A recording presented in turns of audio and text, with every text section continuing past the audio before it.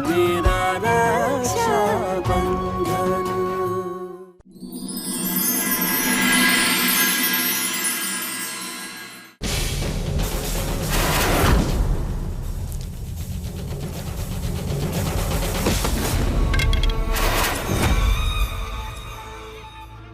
रसाल, अरे तुम तो गिर गई। दिखाओ कहीं चोट तो नहीं लगी ना तुम्हें। ये लो, मेरा हाथ लो और उठो।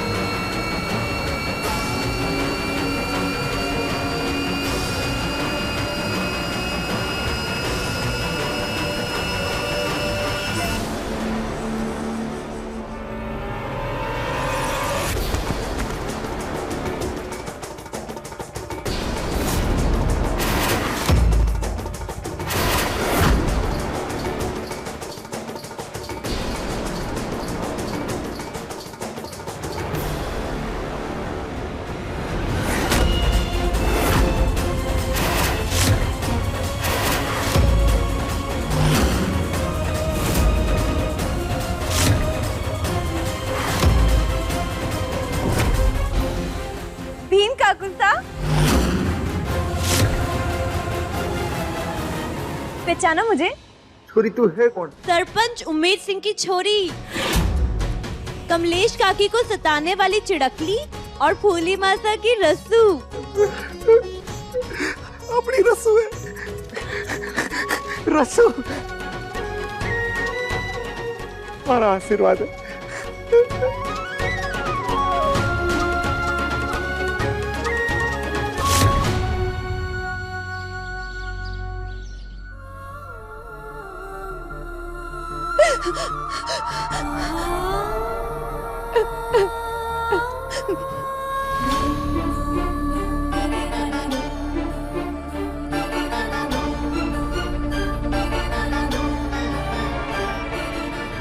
अब आप चाहें तो कपड़े बदल सकती हैं।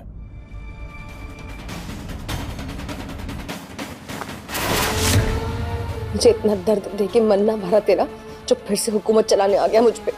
देखो मैं जानता हूँ कि आपने तकलीफ हुई है, पर आपने मेरे पास और कोई रास्ता भी तो ना छोड़ा था। जितना दर्द आपने हो रहा है ना, उतना दर्द हमारे को भी हो रहा है। दिखाओ। तेरी इस छोटी हमदर्दी की बिल्कुल जरूरत नहीं है मुझे। दर्द की बात तू कर रहा है। दर्द किसे कहते मैं बताऊंगी तुझे।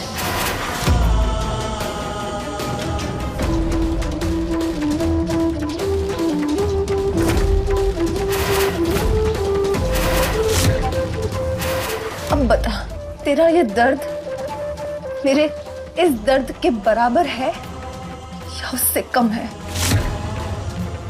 पता?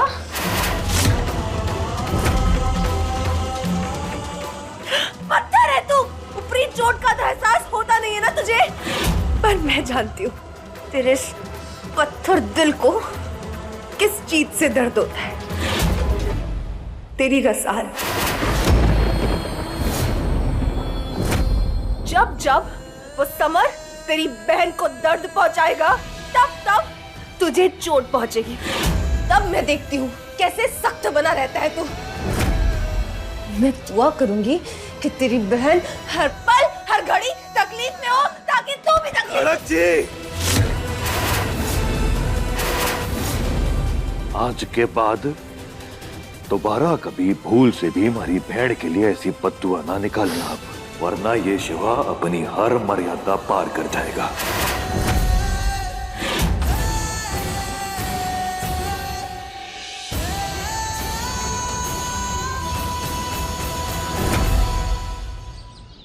इस जन्म में तो मन ने आशा ही खो दी थी कि तुम दोनों बच्चों को देख पाओ। पण वो कहवे है ना कि ईश्वर और समय से बढ़वान कोई ना होवे। आज मन ने घनी खुशी हो रही है तन्ने थारी हवेली में देख कर, पर अठे कुछ ना रहा, सब खत्म हो गया। कितनी खुशियां थी, सरपंच साहब हमारे दोस्त, हमारी बहन फूली, तू नटखट शरारती रसाल, और सिर्फ इस हवेली की तो सारी खुशियां खत्म हो गई।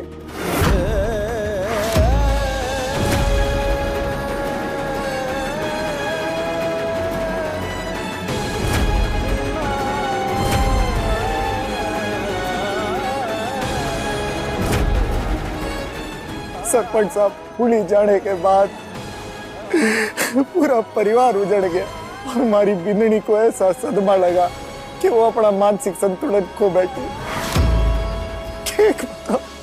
क्या बताऊं मैं? आप फिक्र ना करें भीम काका, मैं आ गई हूं ना, सब पहले जैसे ठीक हो जाएगा। कमलेश भाभी सा जूस।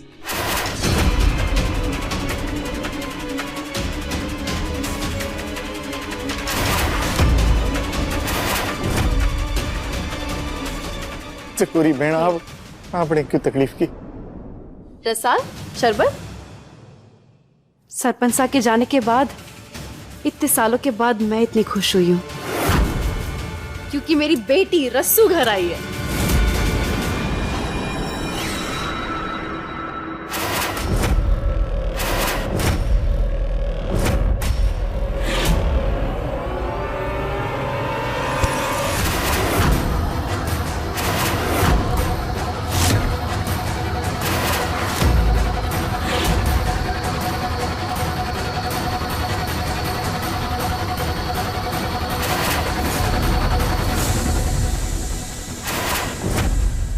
है तू, कातिल है तू।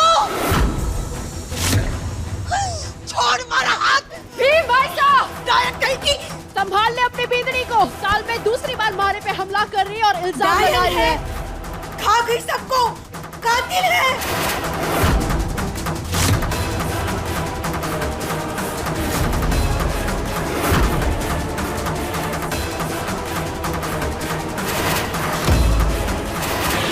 कमलेश क्या कर रहे हैं? शांत हो जा। माफी चकोरी बहन, माफी। ये आपको खूनी क्यों कह रही हैं?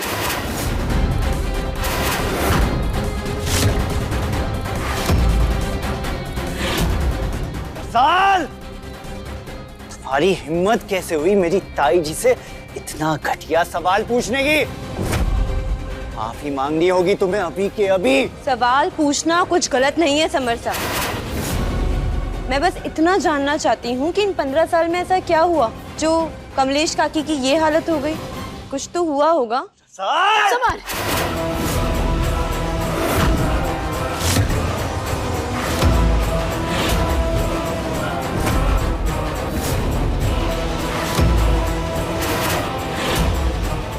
समर, अगर रसाल एक सवाल पूछ रही है तो उसे जवाब मिलना चाहिए। भीम सा, हर बार जब कमलेश भाभी सा को ऐसे दौरे पड़ते हैं तो मुझ पे ये इल्जाम और ये हमला क्यों करती है हमेशा? जी चकोरी बहन, मैं बताता हूँ। कमलेश बैठ जा। रसाल, ऐसा ना है। चकोरी बहन बहुत भली है, इंसान के रूप में भगवान है। गांव वालों का कितना बड़ा करे है, कितनी सेवा करे है। मन्ने और मारे परिवार को भी वही पाले है। वो तो आपका परिवार उजड़ गया तो हमारी बिंदनी को सदमा लगा। बस सदमे में कभी कभी दौरे पड़ जावे तो वो किसी को भी हत्यारा बोल देवे है, किसी पर भी हमला कर देवे है। 2 बार चकोरी बेड़ पर इसी दौरे में उन्होंने हमला कर दिया और हत्यारेण बोल दिया। चकोरी बहन, हमने माफ कर दो। सुन लिया, मिल गया जवाब। अब जब तक तुम अपने पूछे हुए उस घटिया सवाल के लिए ताई जी से माफी नहीं मांगती, तब तक मेरे दिल को तसल्ली नहीं मिलेगी। कोई भी मेरी ताई जी के बारे में गलत बात करे, ये मैं बर्दाश्त नहीं कर सकता।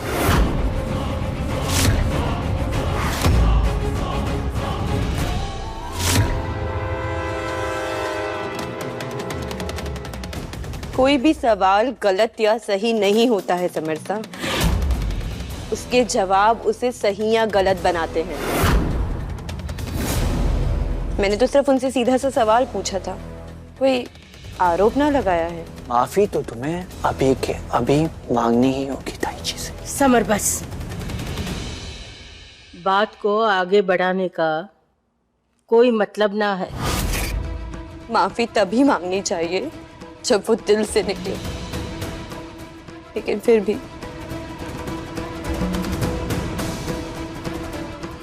माफी चकोरी मासा। कोई बात नहीं बेटा।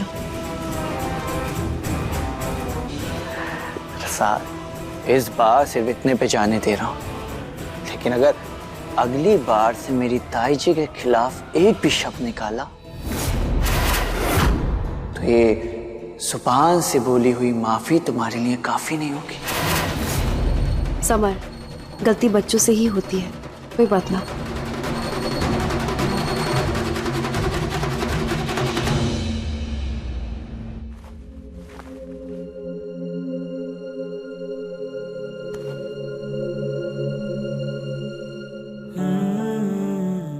ऐसा क्यों लग गया है जैसे हमारी बहन को हमारी जरूरत है?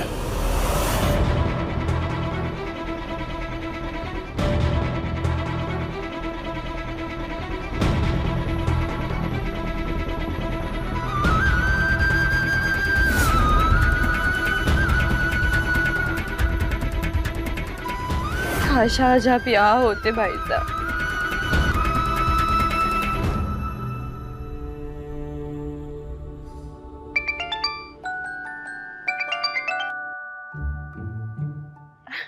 भाई साहब, आपकी उम्र को नजर का टीका लगे, आपको याद कर रही थी। मन ने न जाने क्यों ऐसा लगा जैसे तू हमारे को पुकार रही है। तू ठीक है ना? हाँ भाई साहब, मैं तो ठीक हूँ। मुझे क्या होगा? आपकी याद आ गई थी, लेकिन आप मेरी चिंता ना करिए, आप भाभी सा का ध्यान दीजिए। लाडो, तुझे वहां रत्ती भर तकलीफ भी सहने की कोई जरूरत ना है। आए ना, बात समझ। हाँ भाई साहब। ख्याल रख अपना। क्या हुआ? बहुत तड़प के रसाल को कॉल किया था, ठीक है ना वो? जी हाँ, बिल्कुल ठीक है वो। और ये जान के शायद आपको शर्म आएगी कि जिसके साथ बुरा होने की दुआ आप करती रहती है ना, उसकी हर दुआ में सिर्फ अपनी भाभी सा की भलाई छुपी है।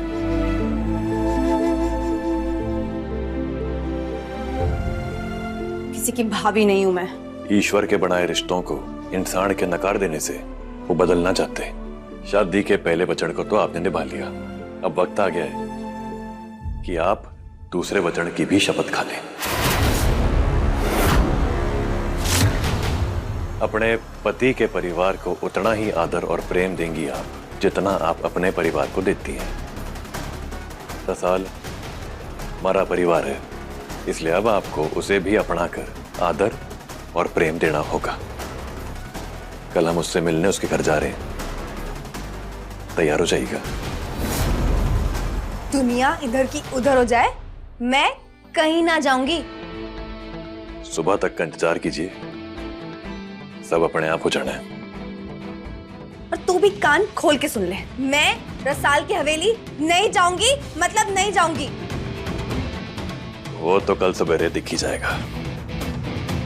शुभ रात्रि।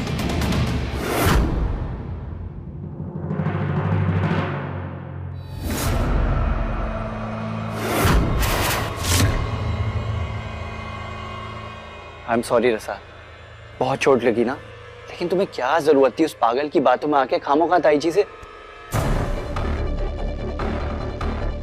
एक सवाल ही तो पूछा था, आपको कोई हक नहीं है कि आप जबरदस्ती अपनी ताईजी से मुझे माफी मंगवाए। और तुम्हें भी कोई हक नहीं है मेरी ताईजी से कोई भी सवाल पूछने का।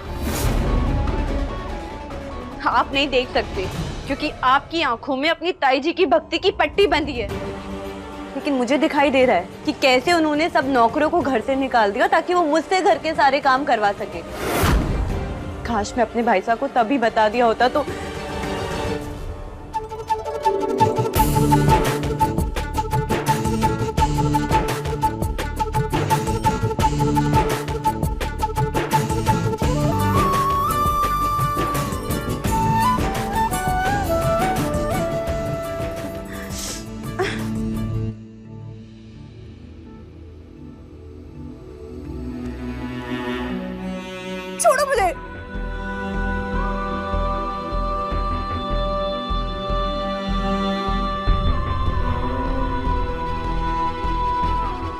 यहाँ आराम करो, मैं सामने सोफे पे सो जाऊं।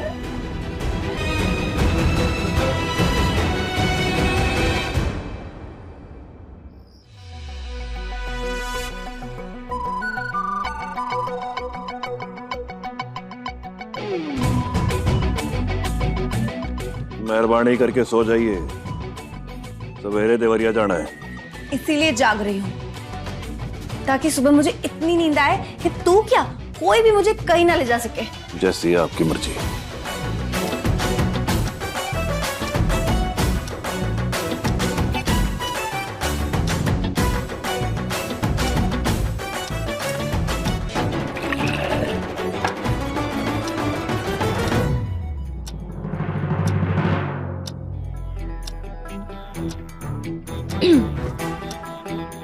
ना मैं सोऊंगी ना मैं जाऊंगी, ना मैं सोऊंगी ना मैं जाऊंगी।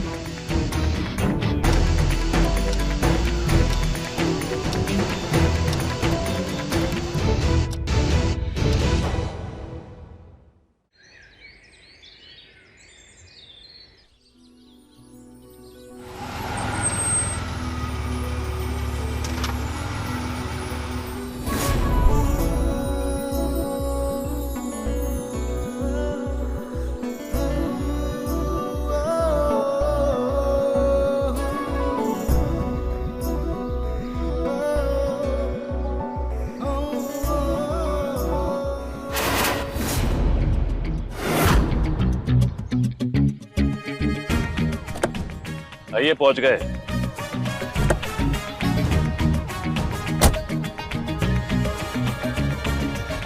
कहाँ आए हम?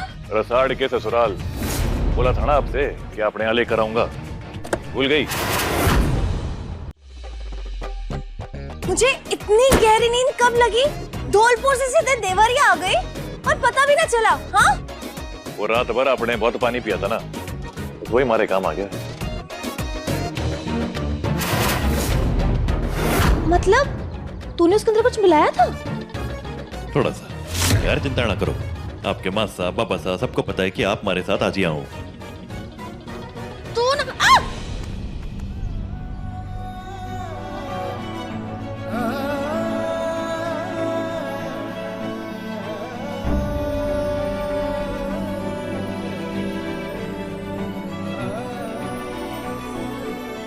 आपने घूमना फिरना इतना पसंद है तो पहले बताना था ना। मैं आज आपने बाहर लेकर आया हूँ, इसलिए हमारे पे इतना प्यार लुटा रही हैं। तुझे क्या लगता है तू मुझे यहाँ पे ले आया तो मैं धौलपुर वापस ना जा सकती? मैं धौलपुर जाऊंगी, अभी के अभी वापस जाऊंगी। ठीक है, जाइए, लेकिन एक बात का ध्यान रहे, हमारी जो ये हवेली है ना, ये देवरिया गांव में कुछ कोस अंदर पड़ती है, तो कुछ खेत, कच्चे रास्ते और एक छोटी सी नदी पार करने के बाद एक बस स्टैंड मिलेगा। अब वहां तक पहुंचते पहुंचते आपके साथ कुछ ऊंच नीच हो गई तो हाँ तो हाँ। तू चल, छोड़कर आ मुझे बस स्टैंड।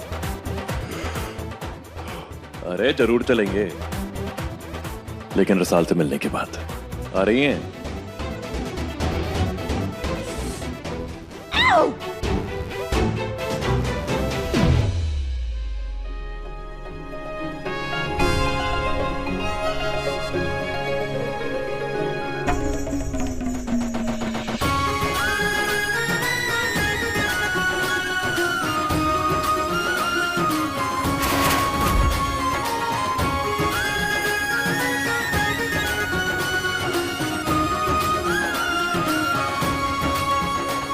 कैसी है तू?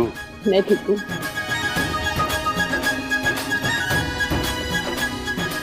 हाँ, जरा रुकिए।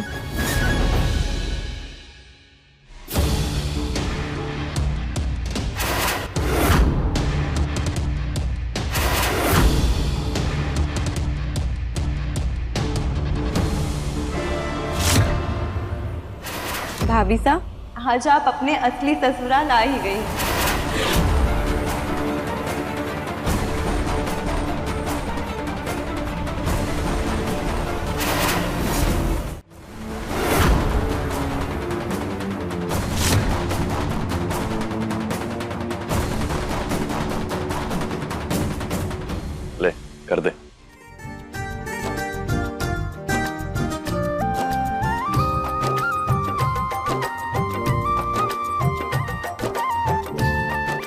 भाभी साहब, अब आप अपने दाहिने पैर से कलश गिरा के गृह प्रवेश करिए।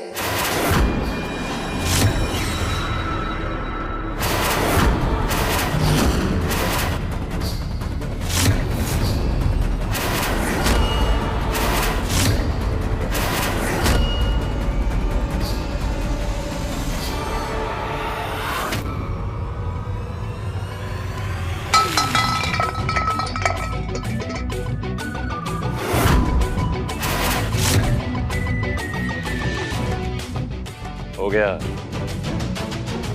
ससुराल में आपका स्वागत है भाभी साहब, आइए। स्वागत है आपका। कोई भी तमाशा करने से पहले याद कर लेना कि शादी का दूसरा वचन निभाने की कसम आपने भगवान के सामने खाई थी। पीछे ना हट सकती हैं आप। आई बात समझ है? चकोरी मासा,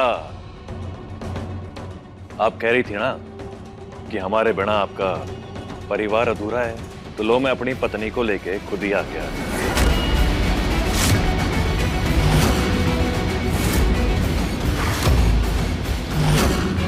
कहा था ना मैंने, जल्द लौटूंगा,